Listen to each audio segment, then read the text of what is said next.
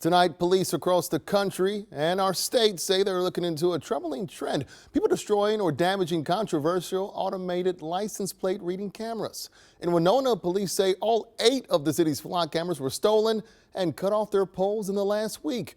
The southern Minnesota city just the latest of about half a dozen in the last few months to publicly report damage. Police say the cameras help solve crimes quickly, but others say they're concerned about privacy and surveillance. Ian Russell joins us with a closer look at that trend.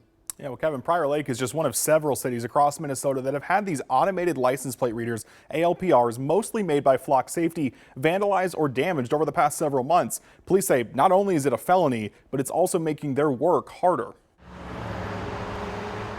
Like cities across the country, Coming up on a year this October.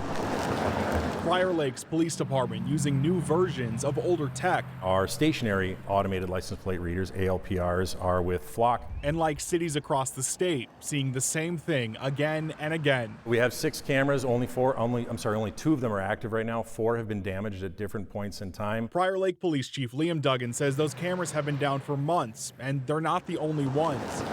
Taking technologies away from them is making that job harder. Automated license plate readers, mainly by Flock, have been damaged across the state in recent months. All 8 of Winona's cameras were cut down this month, 6 stolen or vandalized in Duluth this summer. A Faribault man was arrested last week for stealing one of the cameras in town. It literally multiplies the eyes we have when we are trying to solve crimes. Of course, not everyone is on board with these cameras. Cities around the metro have voted to completely remove them after pushback from residents, mainly over data privacy concerns. You know, I'm all for putting the bad guys away. I've got a wife and baby at home, so I understand. But I do think it's definitely invasion of privacy. Corey Johnson from Rochester pulled over to tell us his thoughts outside Prior Lake. There's no telling what they're doing with that, you know. You don't know what goes on behind the scenes. The second we realize the vehicle is not involved, it's gone. 30 days later, it's deleted. No one ever pays attention to it again. Data that isn't part of an active investigation has to be deleted within 60 days, according to Minnesota law.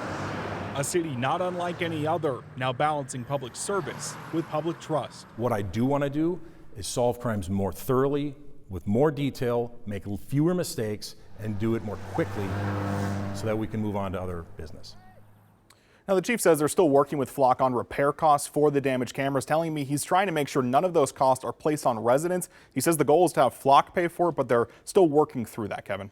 So the irony in all this is that they're supposed to catch criminals. Did they catch the people who tore down these poles and who stole the cameras, and are they releasing the images? Not yet. I asked the chief about that. He said it's all still part of their active investigation, looking into all these different things. You know, this happened over the course of several months, so still a longer investigation here to see what could happen, but certainly still something they're looking into as they go through that, Kevin. All right, more to come. Thank you, sir.